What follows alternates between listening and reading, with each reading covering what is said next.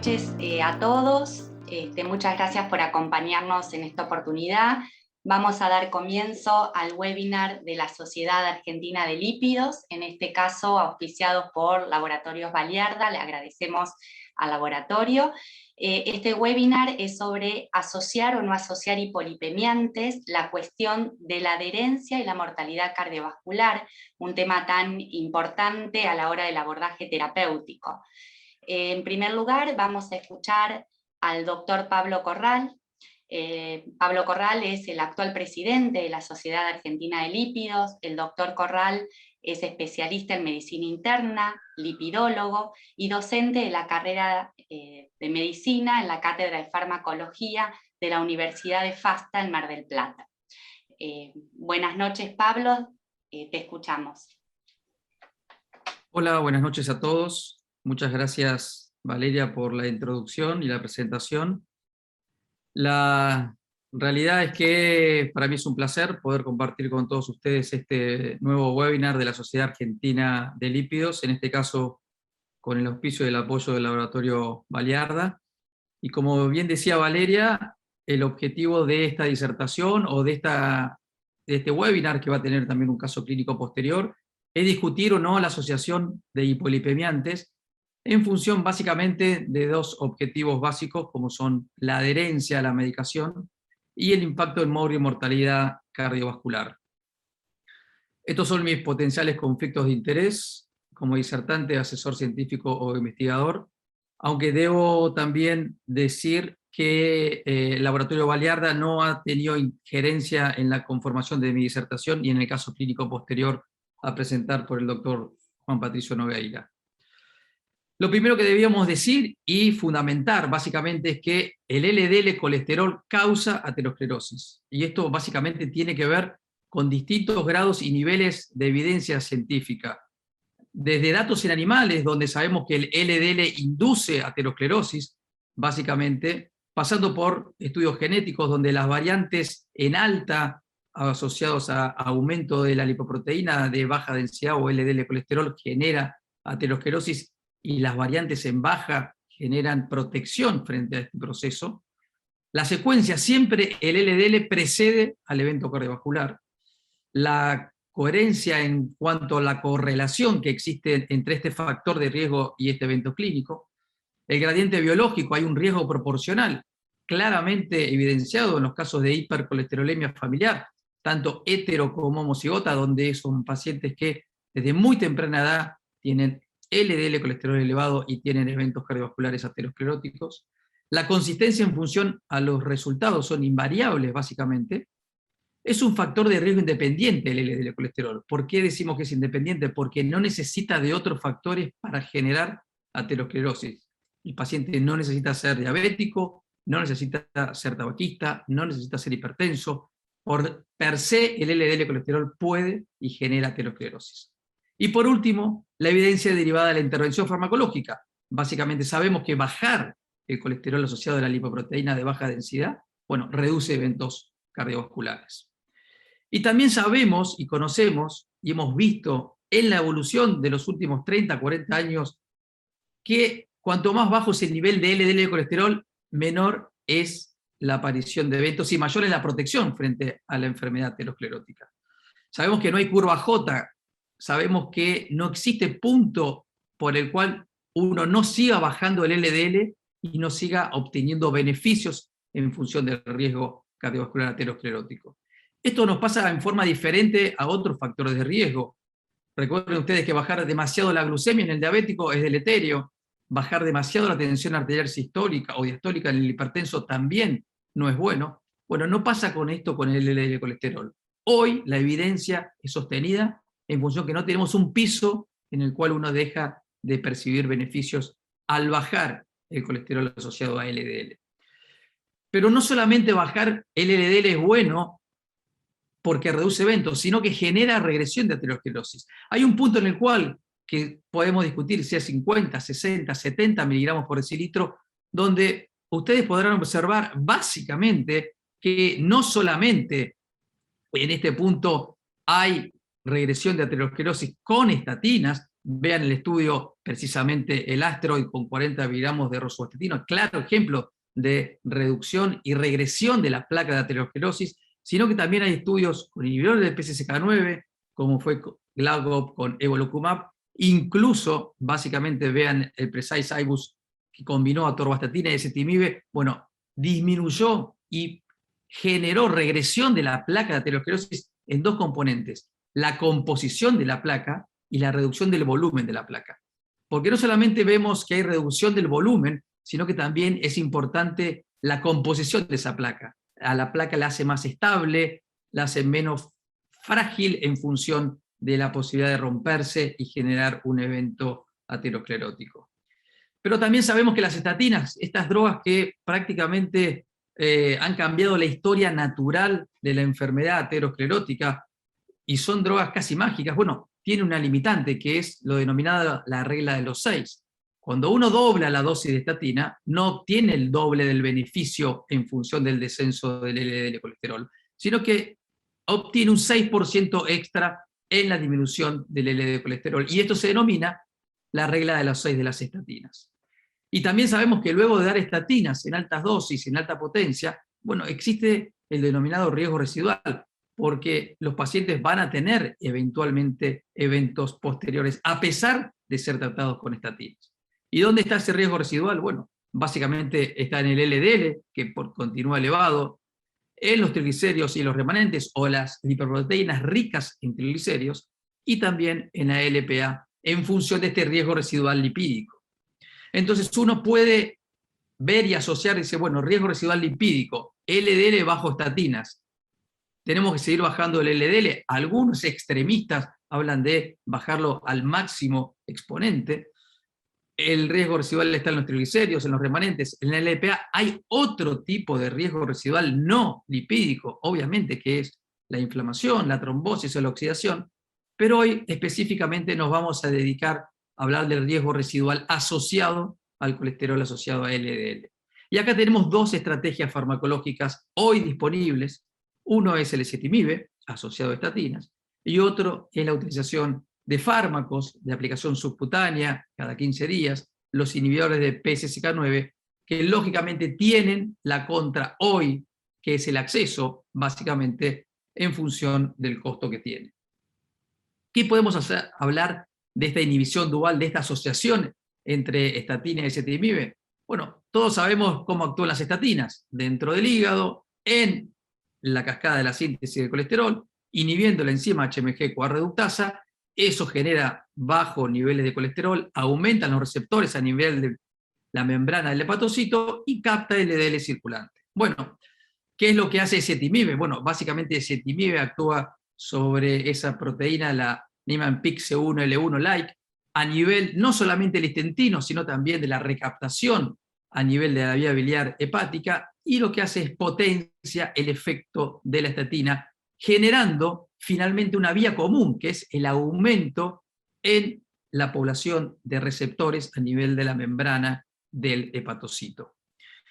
¿Y qué fue lo que básicamente demostró o vino a comprobar el ezetimibe? Bueno, vean ustedes esta publicación del 2015, donde claramente uno discutía si eran las estatinas las que bajaban el riesgo de los pacientes, o era la hipótesis lipídica, o era bajar el LDL por cualquier otro método. Bueno, básicamente lo que se demostró con el ezetimibe es que no eran las estatinas per se, sino era que era el mecanismo por el cual se bajaba el LDL la que generaba el beneficio cardiovascular. Esto posteriormente rubricado por otro tipo de estrategias farmacológicas, donde bajar el LDL por cualquier mecanismo farmacológico genera reducción de eventos y protección de aterosclerosis. Entonces el IMPROVE-IT, este estudio que ya todos conocemos, la asociación en su momento de simvastatina y ezetimibe, y ustedes dirán, ¿por qué simvastatina y no rosuvastatina o atorvastatina, que son estatinas más potentes? Porque este estudio tardó 7 años y cuando se diseñó existía la simvastatina como estatina más potente. Entonces, IMPROVE-IT lo que hizo fue dejarnos una serie de enseñanzas, fundamentalmente que reducir el LDL con una droga no estatínica, la primera, disminuía eventos cardiovasculares. También nos demostró que bajar el LDL aún más disminuía eventos, básicamente era eficaz, y que bajar el LDL aún más era seguro. Recuerden ustedes que durante muchos años se discutió sobre la seguridad de bajar el LDL en función de distintos tipos de eventos no cardiovasculares, como la memoria, la síntesis de hormonas, todo lo que genera el colesterol en el organismo. Bueno, y esto demostró que lograr bajar el LDL a niveles bajos y muy bajos era seguro. Ahora bien, cuando uno ve y metaanaliza los estudios y la eficacia del ezetimibe, claramente, y tironeado por el IMPROVE-IT, pero también por el SHARP, ese estudio en renales crónicos, bueno, demostró que el ezetimibe disminuía eventos tanto de infarto de miocardio como de stroke isquémico aterosclerótico. Y cuando uno analiza y ve los subgrupos preespecificados del IMPROVE-IT, claramente ve que los pacientes diabéticos, aquellos pacientes que tenían muy alto riesgo o riesgo extremo, ustedes saben que los diabéticos son pacientes de muy alto riesgo basal, fueron los que más se beneficiaron. Vean ustedes básicamente la diferencia entre un diabético y un no diabético. También los añosos se beneficiaron más, básicamente porque son pacientes que tienen mayor riesgo cardiovascular basal. Entonces hoy, en base a la evidencia disponible y en base a todo el cuerpo de evidencia recabado en todos estos años, podemos decir que la combinación de una estatina potente, como la rosuvastatina, con ezetimibe, tienen distinto grado de recomendación para el tratamiento de la hipercolesterolemia, básicamente con 2A o nivel de evidencia B, para la hipercolesterolemia familiar, básicamente evidencia 1 con grado C, para el evento isquémico agudo, 2A y B, igual que para la hipercolesterolemia, y para los pacientes renales crónicos en estadio no dialítico, un nivel de evidencia 1A. Entonces uno se plantea decir, bueno, tenemos que llegar a tener niveles de LDL colesterol bien bajo. Tenemos que llegar a un objetivo. Las distintas guías nos marcan distintos objetivos. 70 según la guía norteamericana, 55 en los pacientes de alto riesgo o prevención secundaria de la guía europea. Pero ¿cómo llegamos básicamente a ese objetivo? Bueno, es la combinación de la potencia multiplicado por la adherencia. La potencia está dada por el tipo y la dosis de estatina. Estatina de alta dosis, alta potencia. Rosuva 20-40, Atorva 40-80, las dos estatinas potentes de alta dosis. Cuando uno compara cabeza a cabeza, rosuvastatina es más potente que atorvastatina con dosis equivalentes. Se puede agregar ezetimibe, se puede agregar un inhibidor de PCSK9, y luego está la inercia clínica que es esa dificultad que a veces tiene el médico en básicamente llegar a ese objetivo de LDL. Y la adherencia tiene que ver con el paciente, tiene que ver con el número de comprimidos que el paciente toma. Si está en prevención secundaria, ese paciente seguramente va a tener algún antiagregante, un betabloqueante, probablemente va a tener que tener un inhibidor del eje de la enzima convertidora, no solamente va a tener que recibir fármacos hipolipemiantes. Los efectos adversos y fundamentalmente el costo. Pero esto es una combinación y es una estrategia que tiene que estar conjunta entre el médico para elegir lo más potente y el paciente que va a ayudar en función de la adherencia.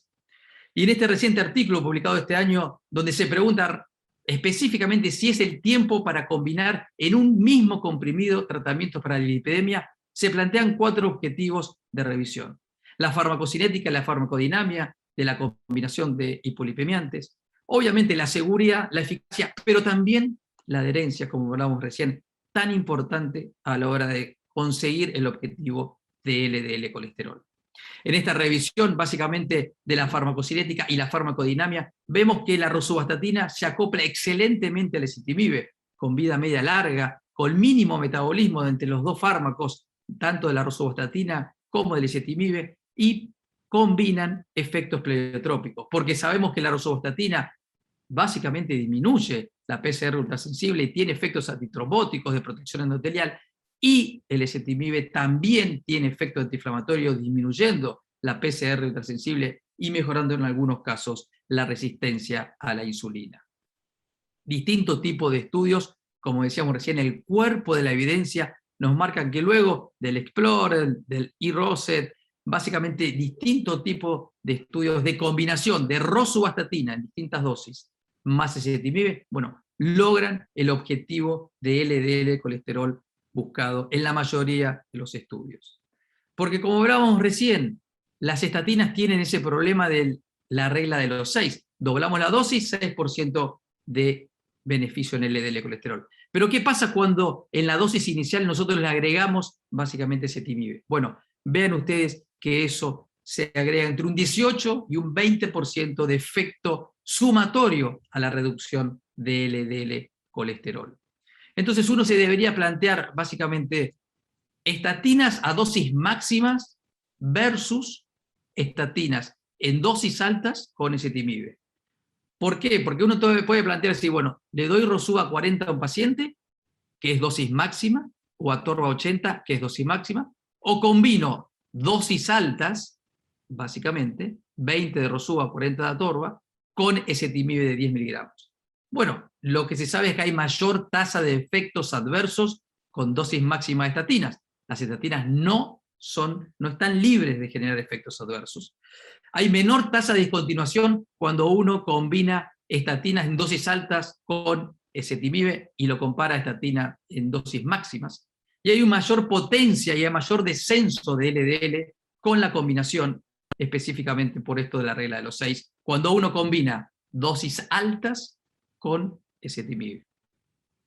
Esto es interesante porque cuando uno ve y analiza, dice, bueno, ¿quiénes serían los pacientes que con esta combinación no llegan al objetivo y necesitamos sumarle un tercer fármaco, en este caso un inhibidor de PCSK9? Bueno, distintos tipos de estudios en función de la guía europea, que es mucho más estricta y mucho más exigente que la guía norteamericana. Bueno, se planteó esto, ¿qué porcentaje de pacientes no llega al objetivo con estatinas de alta dosis, alta potencia y ezetimibe? Bueno, el 85% de los pacientes post-síndrome coronario agudo y más del 80% de los pacientes con cardiopatía isquémica crónica logran el objetivo con la combinación de estatina y ezetimibe. Ahora bien, ¿es lo mismo dar estatina y ezetimibe en el mismo comprimido que en comprimidos diferentes? Vean este estudio también publicado este año, muy interesante, de muchos pacientes, más de 2.500 pacientes, donde pacientes de alto riesgo que reciben estatina se los dividió en dar estatina y agregarle ezetimibe en una píldora, en un comprimido separado, o darle en combinación en el mismo comprimido dosis fijas. La reducción básicamente de LDL colesterol fue de casi el 30% en dosis fijas y no llegó al 20% en dosis con píldoras separadas. Y la reducción del LDL fue de 40 miligramos por decilitro con fármacos en el mismo comprimido versus 27%, con una diferencia, una P significativa. No es lo mismo dar fármacos en forma separada que en este caso combinaciones fijas. Y acá lo vemos nuevamente en este gráfico, en función de la reducción en la combinación en un solo comprimido, ezetimibe y altas dosis de estatina, cuando se compara con fármacos en forma separada, ezetimibe por un lado y estatina de la misma dosis, pero en comprimidos separados. Vean la diferencia que hay en función de los pacientes que han alcanzado menos de 70 y menos de 55, claramente inferior cuando se da en fármacos en píldoras separadas. Entonces, esto es el famoso cuadro de escalonamiento de la Sociedad Europea de Aterosclerosis y la Sociedad Europea de Cardiología en cuanto al manejo de los lípidos en un paciente con riesgo cardiovascular elevado. Claramente ustedes saben que lo primero es estatina en alta dosis y de alta potencia, y si no se llega al objetivo, bueno, ahí saltar al segundo punto, que es el agregado de ezetimibe. ¿Qué es lo que pasa en este punto? Los pacientes se pierden y perdemos probablemente un momento ideal para poder fidelizar al paciente en la terapia hipolipemiante. Entonces, lo que yo básicamente he pensado es que aquel paciente con un síndrome coronario agudo, algún paciente con un ACV isquémico aterosclerótico o que esté en prevención secundaria, luego de chequear los lípidos basales, bueno, básicamente ya comience con estatinas potentes más ezetimibe en el mismo acto, saltear ese paso de las guías europeas o las guías norteamericanas. Y luego de las 4 o 6 semanas básicamente se chequean los lípidos. Ustedes saben que luego del mes y medio, se llega al nadir, al punto en el cual se llega al objetivo, no hay que esperar más que un mes y medio. Si el paciente logra el objetivo de menos de 70, según la guía norteamericana, o menos de 55, según la guía europea, y disminuye el 50% del basal, bueno, continúa con estatina y ezetimibe. Ahora, si el paciente no logra estos dos objetivos, bueno, ahí sí es cuando uno debería considerar el agregado de un tercer fármaco, un inhibidor de PCSK9, pero recuerden ustedes que la gran mayoría de los pacientes, más del 80% de los pacientes, en distintas condiciones, van a lograr el objetivo con la combinación de ezetimibe y altas dosis de estatina potentes. Este gráfico, que es una similitud a lo que es el gráfico de lo que utilizan para la hipertensión arterial, bueno, aquí yo me he puesto las estatinas como claramente las drogas iniciales en el manejo de los lípidos, y si el objetivo es el LDL a la derecha, bueno, lo primero que combinar es ezetimibe, se puede combinar luego con inhibidor de PCSK9, incluso con resinas, pero básicamente esta es la estrategia para bajar el LDL. Si el objetivo son los triglicéridos, luego la estatina, hay evidencia no tan firme con fibratos o ácidos grasos omega 3, básicamente, y en distintos tipos de situaciones, como la hipercolesterolemia familiar homocigota, tenemos disponible el lomitapide, fármacos que ya están disponibles en otros lugares del mundo, esperando resolución de eventos clínicos, como inclisiran o ácido bempedoico, o los inhibidores de la angiopoietina, la I3. Si los triglicéridos continúan siendo el problema, volanersen es un fármaco específicamente diseñado para un síndrome raro, que es el síndrome de quilomicronemia familiar. La utilización de EPA, luego del estudio REDUCE-IT, no disponible hoy en Argentina, el EPA, y estos fármacos que están siendo estudiados, el pemafibrato hoy ha sido descontinuado por futilidad en fase 3. Ya para ir terminando, tenemos que tener el concepto que los fármacos que modifican el LDL colesterol o la ApoB tienen sus efectos en distintos tipos de etapas en el tiempo. A los días de comenzar la administración, baja el LDL colesterol. A los meses se estabiliza la placa y comienza el fenómeno de regresión. Para luego de meses y años se previenen los eventos, los infartos, los accidentes cerebrovasculares o la necesidad de revascularización. Años posteriores, claramente, luego de esta secuencia, comienza a verse la reducción de la mortalidad cardiovascular. Como conclusión, podemos decir que hoy disminuir los niveles de LDL colesterol es la estrategia primordial, no solamente para prevenir, sino para tratar la aterosclerosis, que hoy es la causa número 1 de morbio y mortalidad en Argentina y en el mundo. La evidencia científica hoy avala la combinación de hipolipemiantes para disminuir el LDL colesterol y el riesgo cardiovascular asociado. La combinación hoy de estatina, fundamentalmente de rosuvastatina y ezetimibe, posee efectos farmacológicos sinérgicos, pero también es segura y es eficaz, es efectiva. Y finalmente, la rosuvastatina, que es la estatina más potente, con ezetimibe en un solo comprimido, hoy, basado en la evidencia, nos permite alcanzar metas lipídicas en mayor número de pacientes con un nivel de eficacia y seguridad basada en la evidencia recogida en los últimos años. Muchas gracias por su atención.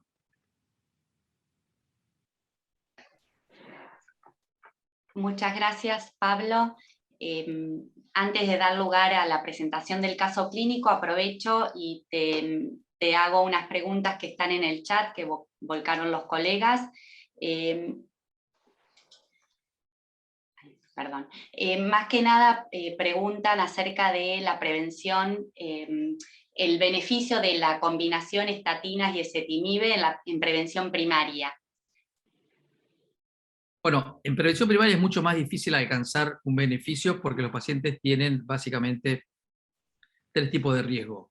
Prevención primaria de alto riesgo es una cosa donde el beneficio claramente, no solamente de la utilización de ezetimibe y estatina es más fácil de evidenciar, pero los pacientes de prevención primaria de bajo riesgo o de riesgo intermedio es muy difícil alcanzar un beneficio demostrado, básicamente porque el número de pacientes y los estudios deberían ser a muy largo plazo y el número de pacientes muy, muy grande. Entonces, uno debería ver y tratar de estratificar, como vamos a ver seguramente en el caso clínico, el riesgo basal del paciente en prevención primaria. Si el riesgo basal es muy alto, por darles un ejemplo, un paciente con hipercolesterolemia familiar, nadie duda que ese paciente tiene 200 de LDL, 250 de LDL, bueno, ahí sí tiene que combinar y hacer todo el esfuerzo necesario para bajar el LDL a niveles lo más bajos posible. Ahora, si es un paciente de riesgo bajo y tiene un LDL de 110, 115, probablemente y seguramente no sea pasible de una inhibición dual como estrategia primordial. Por eso es que es tan importante segmentar ese paciente de prevención primaria en riesgo bajo, intermedio y alto. En alto no hay duda, en bajo tampoco hay duda. ¿Qué pasa con el intermedio? Bueno, ahí buscamos la ateromatosis subclínica, ahí vemos score de calcio coronario, ahí vemos la relación entre la búsqueda de placa carotidia y aorto femoral. Bueno, básicamente esa sería la estrategia para pensar en un paciente de prevención primaria. Perfecto. Hay otra un poquito más específica también en prevención primaria, pero un caso puntual, en pacientes mayores de 80 años, sin antecedentes de enfermedad aterosclerótica, beneficio sobre riesgo. Esa es la pregunta del tratamiento con estatina, dice acá nomás. Si el paciente el paciente de 80 años que no tiene ningún tipo de manifestación está en prevención primaria, la utilización de estatina, si está indicado y el paciente tiene una expectativa de vida, por ejemplo, mayor de 5 años, si no es un paciente frágil y uno observa y tiene una clara indicación de utilización, se sabe hoy que el beneficio supera el riesgo. Claramente uno tendrá que sopesar y no dar de entrada quizá estatina de alta dosis de alta potencia, empezar con dosis más baja, ver cuál es el objetivo del LDL, pero hoy privar a porque hoy un paciente de 80 años puede tener una expectativa de vida de 10 o de 15 años. Entonces, privar por la mera edad a un paciente de un beneficio, como puede ser la utilización de estatina, no debería ser, y hay estudios, y hay distintos tipos, incluso de editoriales, donde dicen que no hay una etapa de la vida en la cual uno no podría llegar a tener que iniciar estatinas, en este caso, para darle un beneficio potencial al paciente. Perfecto, ahí el doctor Nogueira tiene levantada la mano y te hago una última que figura en el chat, que es acerca de vos mencionaste siempre la combinación de rosuvastatina, pero siempre con 10 de ezetimibe. ¿Sí? Hay otro tipo de combinación con mayor dosis de ezetimibe, es lo que preguntan acá. La realidad es que no, la dosis máxima de ezetimibe es de 10 miligramos. Hay un solo caso que es muy raro y básicamente no se ve habitualmente, que son los casos de los pacientes que tienen citoesterolemia, que es una enfermedad autosómica recesiva, una en 1.000.000, rarísima, donde hay una hiperabsorción de colesterol de la dieta por unas variantes o mutaciones en dos proteínas que son la ABG5 y G8. En ese caso uno podría aumentar la dosis de ezetimibe a 20 miligramos, pero no hay, básicamente en la práctica clínica cotidiana, necesidad de aumentar o doblar la dosis de ezetimibe porque no tiene ningún tipo de efecto beneficioso en función del descenso. Perfecto. Patricio, si querés, por favor. Sí, no, un comentario en relación a los pacientes por encima de 75 años. En octubre del año pasado se publicó en Lancet justamente un metaanálisis haciendo análisis en subgrupos por encima de 75 años y se vio que tanto ezetimibe, inhibidor de PCSK9 y estatinas de alta potencia son eficaces. ¿Sí? Entonces, creo que eso está claro y además, hoy por hoy, los pacientes por encima de 75 años, hay que ver el fenotipo del paciente.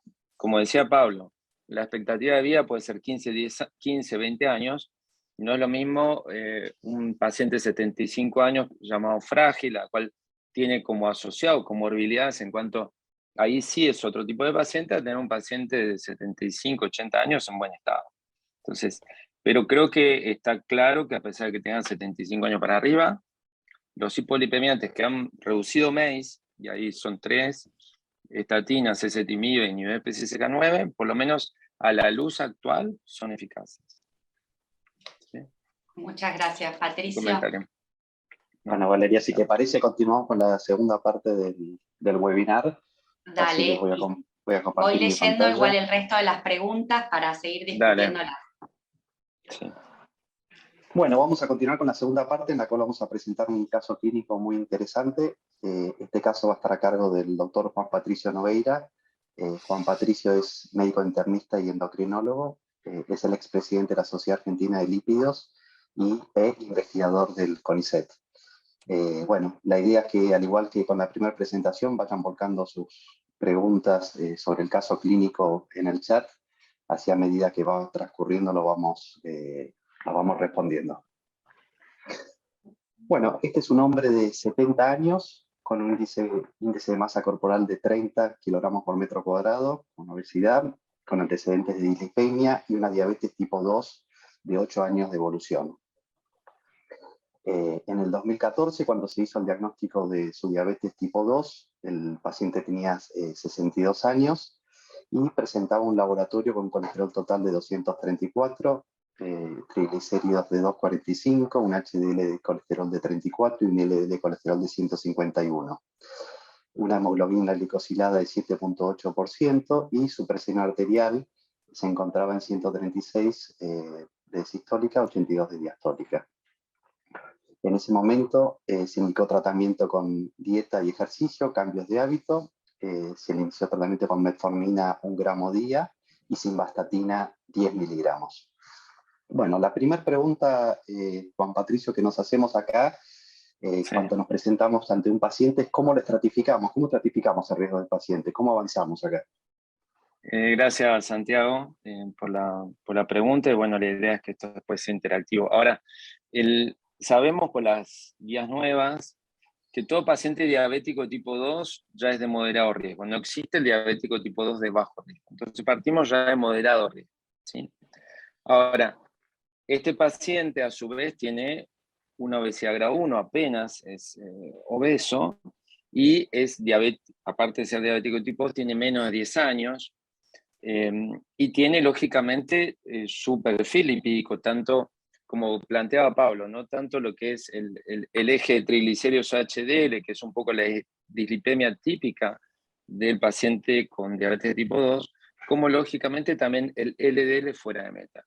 Entonces, teniendo estas comorbilidades y sabiendo que a su vez probablemente con esos triglicéridos no lo podemos medir en la práctica, pero uno puede hipotetizar que tenga más remanentes, que probablemente ahí no está la ApoB, pero tenga una ApoB que es un indicador de ateromatosis en el límite superior.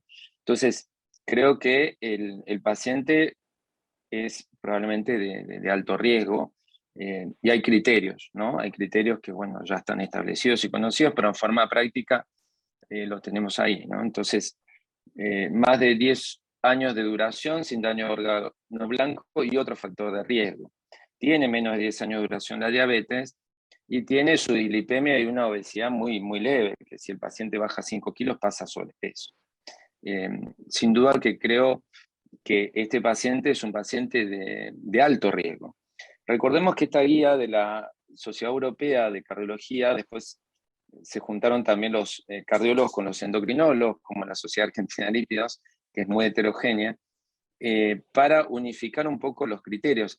Un año antes, el Colegio Americano de Endocrinólogos había puesto un grupo de riesgo que se llama riesgo extremo, ¿no? Ese paciente que ya está en prevención secundaria y eventualmente presenta nuevos eventos. Así que yo creo que este paciente, a mi criterio, es más de alto riesgo, ¿sí? No sé si podés pasar la otra. Avanzando con su enfermedad, ¿creemos que podemos evaluar algún otro marcador lipídico en este paciente? ¿Sería necesario hacerlo? Si podemos hacerlo, y creo que está al alcance, y es más, hace poco tuvimos un Ateneo con Pablo y justamente él mostró costo-beneficio en relación al dosaje del ApoB. Me parece que el ApoB es un elemento que lo podemos usar, determina el número de partículas y se correlaciona directamente con subrogantes de ateromatosis. Aparte, tenemos algo simple que es el colesterol no HDL, que como dice el nombre es una sustracción, ¿sí? Colesterol menos HDL, como lo dice el nombre, pero representa todas las lipoproteínas ApoB100 dependientes. Recordemos que sale del hígado bajo la forma de VLDL, que es una lipoproteína rica en triglicéridos, pero por la cascada metabólica dependiente de la lipoproteína lipasa, terminan en LDL. Entonces el colesterol no HDL me representa todo ese grupo de subfracciones lipídicas con ApoB100. Entonces, sobre todo en el diabético tipo 2, en el cual probablemente tenga una hiperproducción de ApoB y un estimador de estas lipoproteínas ApoB100 dependientes es el colesterol no HDL. Me parece que no cuesta nada, uno lo pide, o sea, lo calcula. Si puede, también pide una ApoB. Y recordemos que la meta, siempre el colesterol no HDL, es 30 miligramos por encima de la meta que yo me fijé en mi paciente, en este caso diabético tipo 2. Si mi meta era 70, el no HDL va a ser 30 miligramos más. Entonces sería 100. Pero creo que sí tenemos que buscar estos parámetros lipídicos porque nos van orientando un poco a qué tipo de perfil bioquímico tenga el paciente. ¿Y estás vos de acuerdo, Juan Patricio, con el tratamiento inicial que iniciaron en este paciente? Digamos, el tratamiento con simvastatina 10 miligramos, ¿crees que es una dosis Sí, no. suficiente, subóptima? No, la verdad que no. Si bien sabemos por el estudio Improve-It, bueno, que fue el pionero que mostró reducción de MACE, y se usó simvastatina ezetimibe, esa asociación, pero recordemos siempre que la simvastatina es de moderada potencia. Entonces, en un diabético tipo 2, en la cual buscamos llegar rápidamente a la meta, es preferible siempre usar estatinas de mayor potencia. Y hay dos prácticas: atorvastatina y rosuvastatina.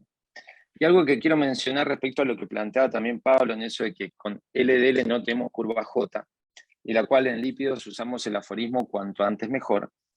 Yo agregaría también, perdón, cuanto más bajo mejor, y lo que quería agregar es cuanto antes mejor, ¿sí?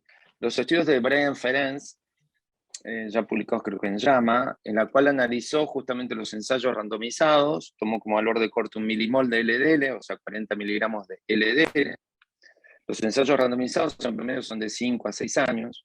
Comparó los estudios observacionales y tomó el mismo valor de corte, 40 miligramos, y los ensayos de randomización mendeliana, que tienen la expectativa de vida en promedio de 50 a 60 años de seguimiento. Mismo valor de corte, 40 miligramos. Se observó que bajar 40 miligramos con una expectativa de vida de 50 años, que es los estudios de randomización mendeliana, bajaba casi 40% el riesgo cardiovascular. Entonces, no es solo la cantidad de LDL, sino cuanto antes mejor. Entonces, si el paciente yo lo tengo estratificado como de alto riesgo y está demostrado que cuanto antes mejor, tenemos que luchar contra esa inercia terapéutica, ¿sí? Y iniciar un tratamiento de mayor potencia, solo o combinado, ¿sí? Así que bueno, ese es solamente mi aporte a la pregunta.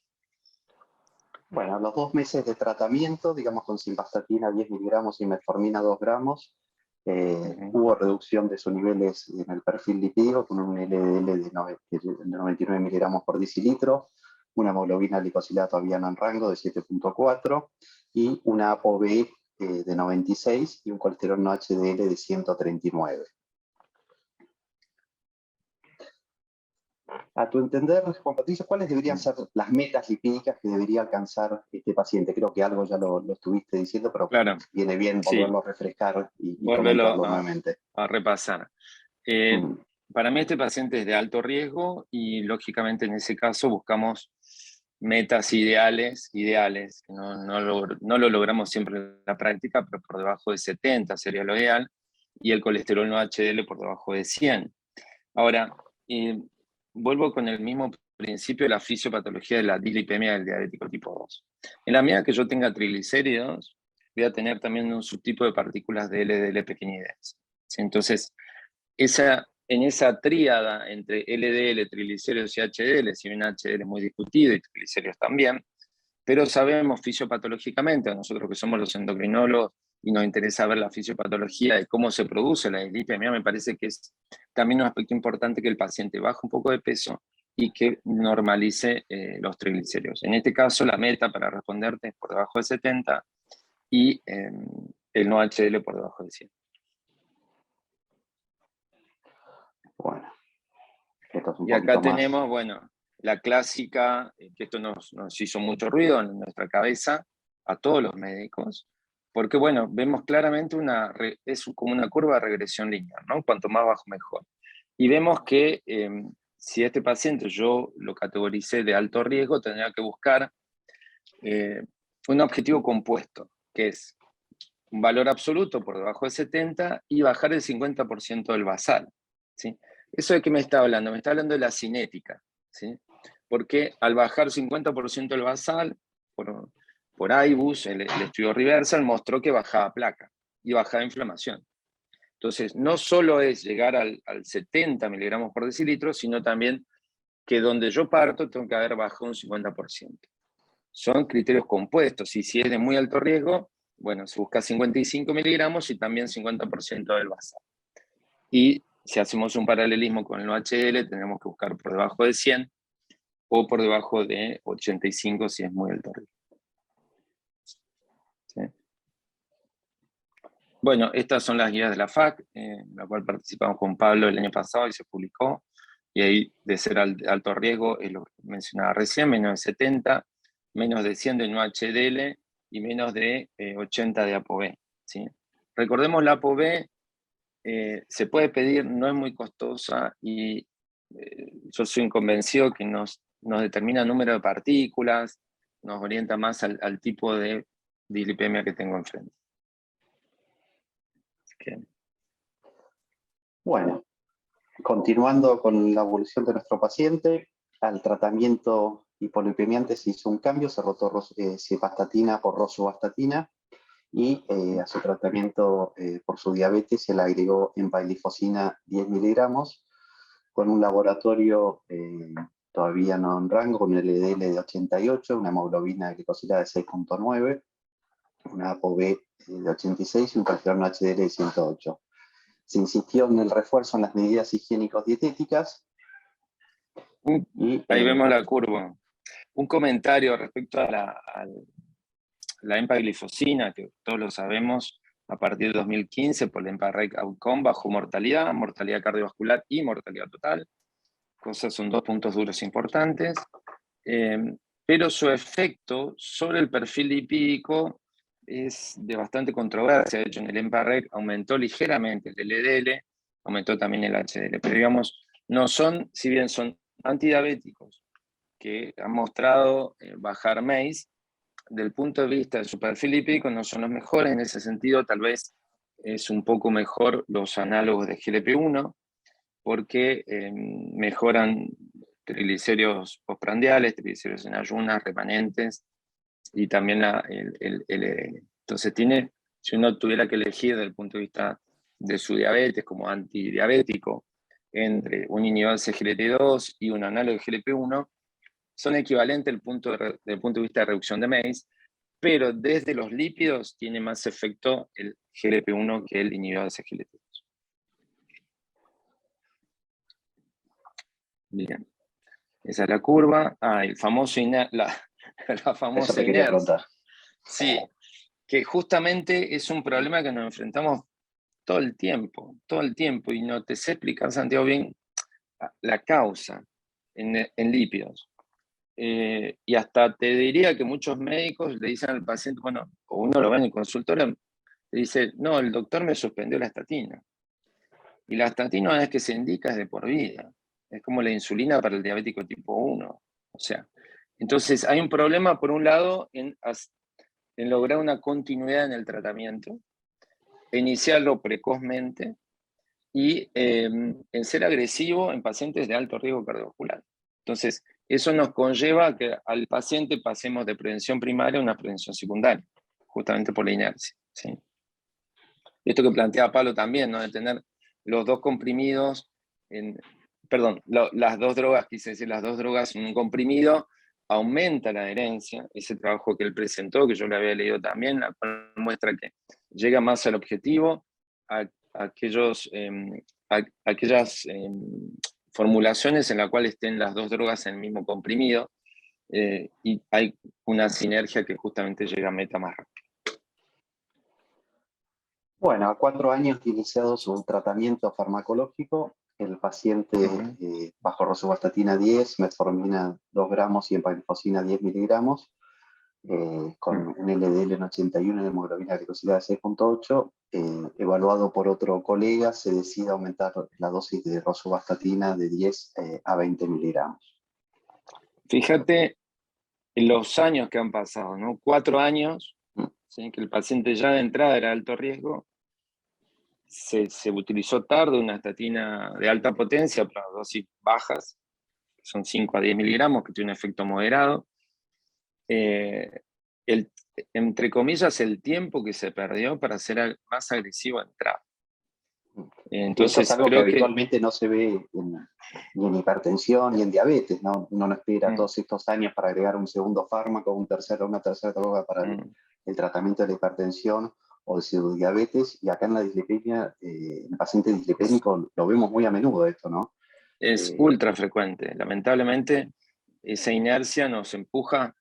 No te sé explicar bien por qué, si es un mito con respecto a las miopatías o hepatopatías. El paciente tiene ya instaurado eso. Nos cuesta mucho revertir ese mensaje, mismo dentro de los colegas.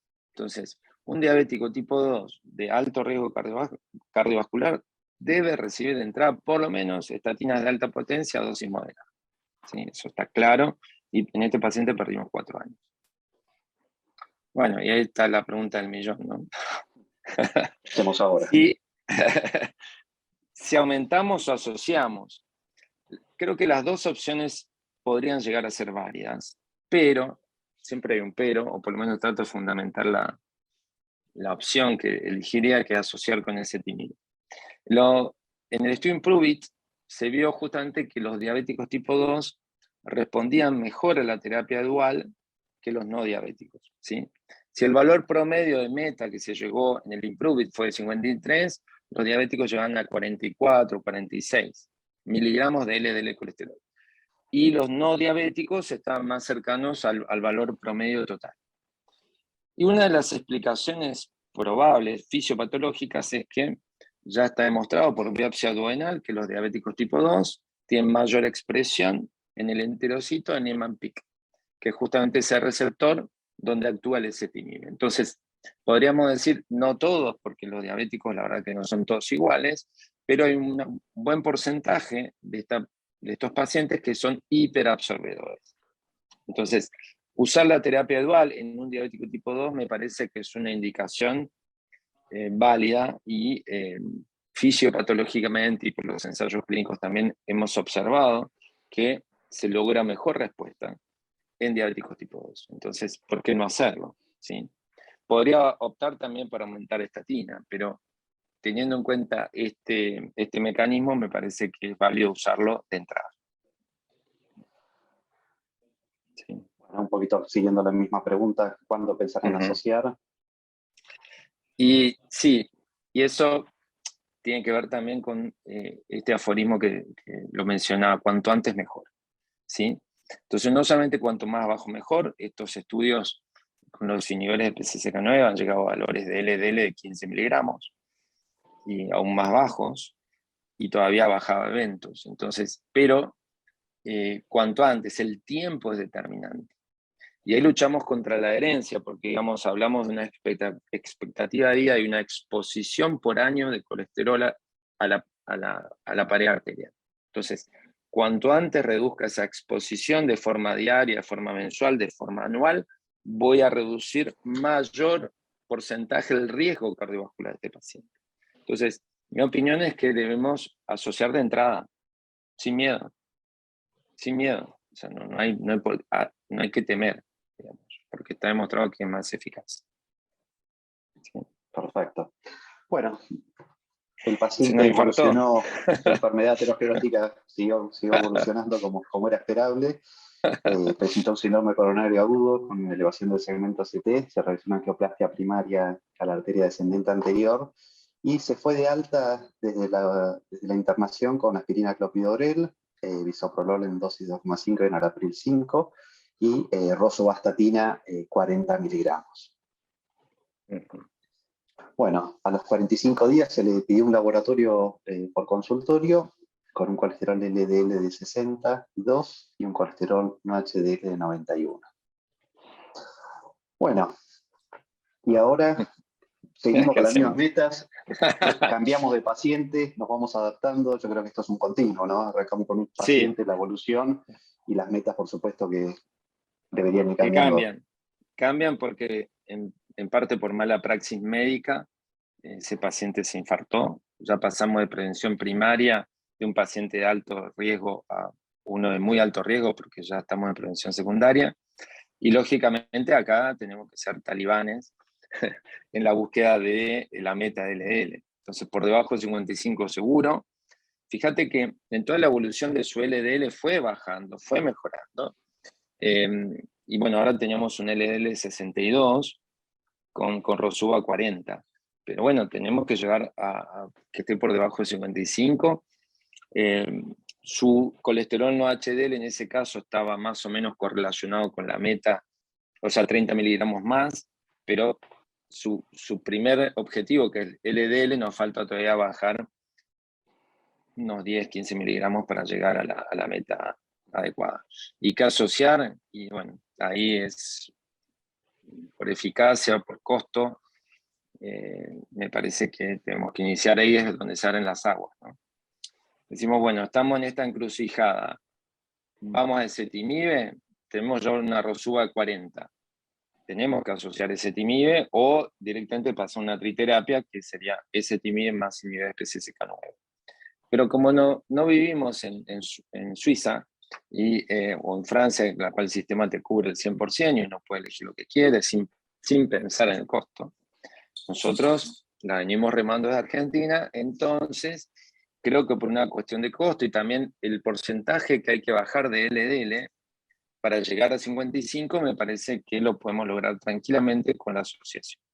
Y ahí está claro un poco los porcentajes de reducción, ¿no? Digamos, si queremos bajar un 20%, que es un poco, partimos de 62, ¿sí? Bajar un 20% nos llega a 50, en cambio, con inhibidor PCSK9, ya sea Evo o alirocumab, vamos a tener una reducción mucho más marcada. Sin duda que si se puede llegar a 25 no estaría para nada mal, porque cuanto más bajo mejor, pero creo que relación costo-eficacia, en este caso predomina la opción de ezetimibe, ¿sí? La cual ahí tranquilamente podemos. Y bueno, esto es un poco para buscar algo de evidencia a la opción de elegir el ezetimibe, ¿sí? Poco no se evaluó en ensayos randomizados controlados el hecho de ezetimibe e inhibidor PCSK9.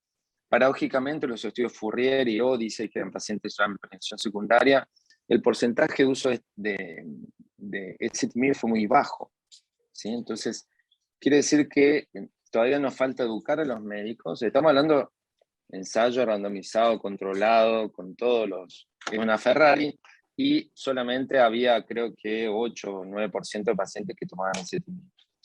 Y bueno, los dos ensayos randomizados que evaluaron PCSK9 tenían esto que te contaba, ¿no? 5% de ezetimibe, y en relación costo, tolerancia a largo plazo, adherencia, comprimido no es un inyectable, y creo que no hay duda. Tenemos que optar para la asociación a la terapia dual, ¿no? Y esto un poco, bueno, recordando los colores, de acuerdo al riesgo va a ser mi meta. Y recordemos dos poblaciones muy importantes para usar la terapia dual. Diabéticos tipo 2, por lo que venía explicando. En los pacientes por encima de 75 años, en el mismo estudio Improve It, es un trabajo de Giuliano, en la cual hizo análisis de subgrupo, diabéticos versus no diabéticos, y respondían mejor los diabéticos por encima de 75 años a la terapia dual. Entonces, creo que debemos iniciar de entrada. No te digo que es una Ferrari, pero es un pequeño Porsche que anda bastante bien, y con la terapia dual creo que podemos, los diabéticos tipo 2 y más, si por encima de 75, podemos estar tranquilos de usarlo, ¿sí? Y esto es interesante en esta guía porque a la izquierda vemos el LDL, a la derecha los triglicéridos, pero de acuerdo al valor de LDL, ¿sí? Si yo tengo entre 70 y 85, esta es la guía canadiense, dice primero comenzar con ezetimibe, luego de dosis máxima tolerada de estatinas. Y si a pesar de dosis máximas toleradas de estatinas, el LDL está por encima de 85, ellos como que hacen una distinción en grises, ¿no? Un gris más claro, un gris más oscuro. Entonces dicen, bueno, si a pesar de dosis máxima de estatinas está por encima de 85, en Canadá, como es un país de primer mundo, podrían ir a una biterapia con inhibidor de PCSK9 y más ezetimibe. Ahora, si está entre 70 y 85, que es la primera flecha, podríamos como en este paciente, asociarlo con ezetimibe. Me parece que es... Y toma en cuenta hasta ahí el ApoB, así que me parece que es importante. Bueno, la verdad que muy buen caso, Juan, Ujú. sumamente interesante como para tener en cuenta, digamos, el riesgo cardiovascular que tienen los pacientes diabéticos, que todo paciente diabético debe estar bajo tratamiento con estatinas, independientemente del valor basal de LDL que tiene en sí, per se, por el riesgo que manifiesta o que presenta su diabetes en sí. Y no Totalmente. esperar a que tenga un evento cardiovascular, que ya estamos llegando tarde, y como bien dijiste, cuanto antes empecemos, mejor todavía. No sé, Sí, Pablo, vos si querés agregar algo más al caso. No, el caso realmente es bien paradigmático. Vemos que se perdieron 5 años desde que comenzó a conocerse el paciente hasta que tuvo el síndrome coronario agudo. Y cuando Juan hablaba de que todo diabético parte mínimamente de riesgo moderado, tengan en cuenta que básicamente encontrar un diabético de riesgo moderado es como encontrar una aguja en un pajar, porque generalmente ese diabético o tiene algo de disfunción endotelial asociado, o es obeso, o es hipertenso. Es muy difícil encontrar un diabético de riesgo moderado, y esto nos lleva al famoso estudio de Hafner del equivalente de riesgo coronario, ver al paciente diabético que entra al consultorio que no tuvo un evento como aquel paciente que entra al consultorio no diabético en prevención secundaria. Siempre veamos al diabético como paciente básicamente de riesgo alto, porque nos vamos a equivocar mucho menos veces de interpretarlo como riesgo moderado. Y no tener miedo y tratar de vencer esa inercia clínica de utilizar dosis altas de estatina y combinación de fármacos. La combinación de fármacos logra objetivos mucho más rápidos, el paciente se fideliza al tratamiento, no le sumamos, si es en un mismo comprimido, mayor carga, digamos, de comprimidos diarios. Estos grupos de pacientes generalmente toman varios fármacos al mismo tiempo, entonces me parece que ese sería el concepto fundamental. Tratar de entender que esta es una enfermedad que lleva décadas, pero que sigue siendo la causa número 1 de morbo y mortalidad en Argentina y en el mundo, y es una enfermedad prevenible. Realmente son años y años de pérdida de posibilidad de de tiempo. prevención Sí. cuando uno ve al paciente o que se tiene que someter a una cinecoronariografía para la colocación de un stent o una cirugía de revascularización miocárdica. Digamos, son años de pérdida de prevención y de posibilidad de llevar ese paciente básicamente a otro punto de estado de su enfermedad aterosclerótica.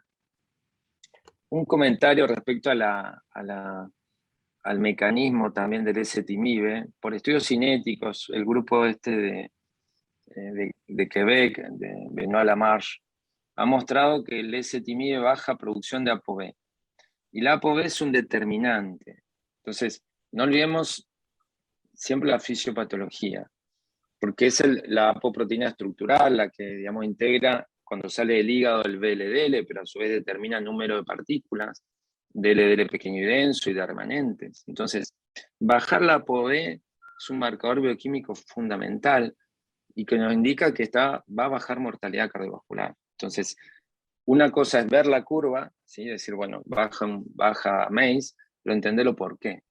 Y pensemos que uno de los mecanismos que explicaría por qué el ezetimibe baja mortalidad es porque baja síntesis ApoB.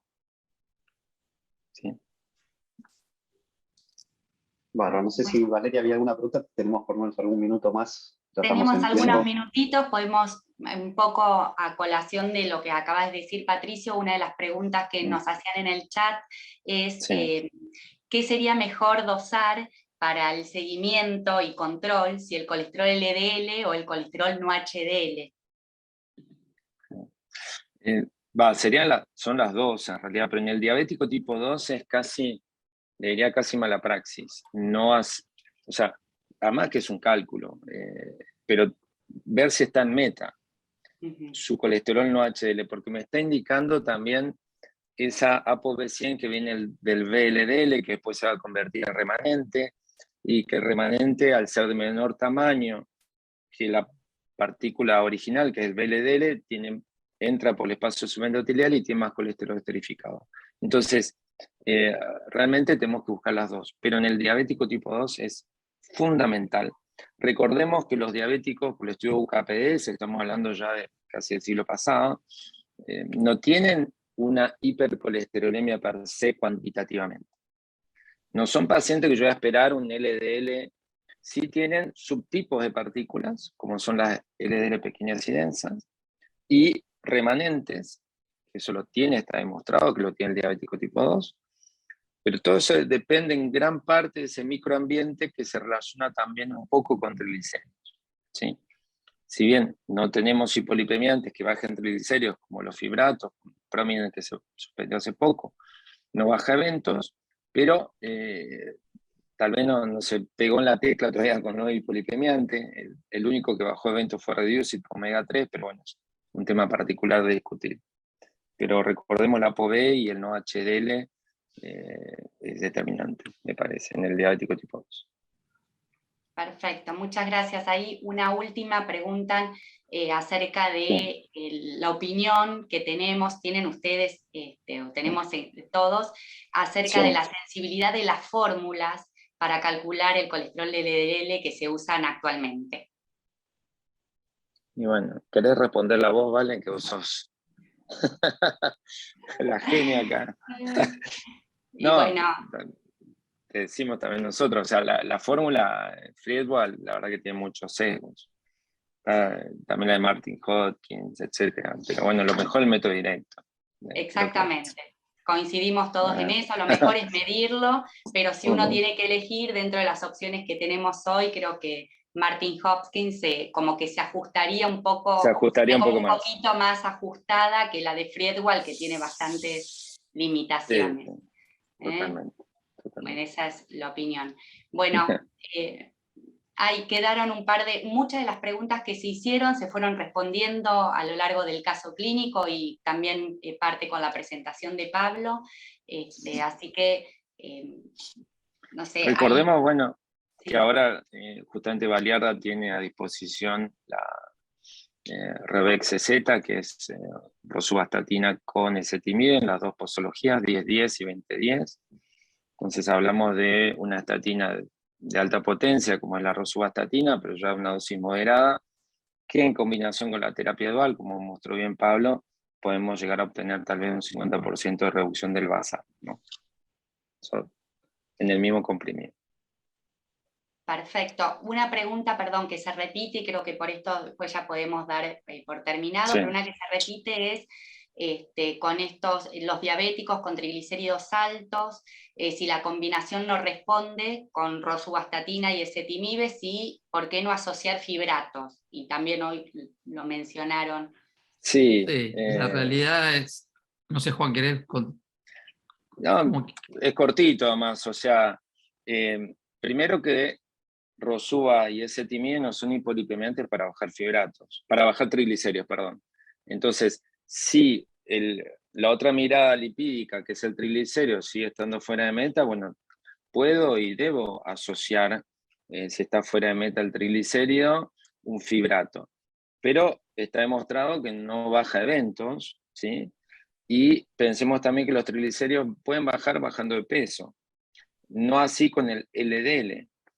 En pacientes con bariátrica, cirugía bariátrica, que bajan 30, 40, 50% de peso, normalizan sus valores de triglicéridos y por consecuencia de HDL, pero no necesariamente normalizan su valor de LDL, salvo el bypass gástrico, que fue una cuestión de mala absorción. El primer tratamiento específico para bajar los triglicéridos son los cambios en los hábitos. Es de las lipoproteínas que más responden a la actividad física, al descenso de peso. Y si sabemos que el paciente, por ejemplo, no está en meta de hemoglobina glicosilada o tiene una diabetes no controlada, claramente no va a poder bajar esos triglicéridos.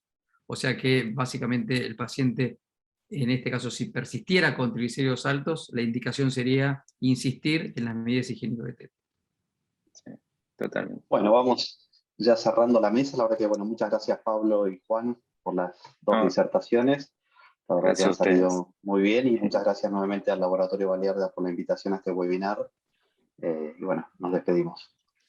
Bueno, muchas un placer, gracias a todos. un gusto. Dale, buenas noches. Gracias. Chao, chao.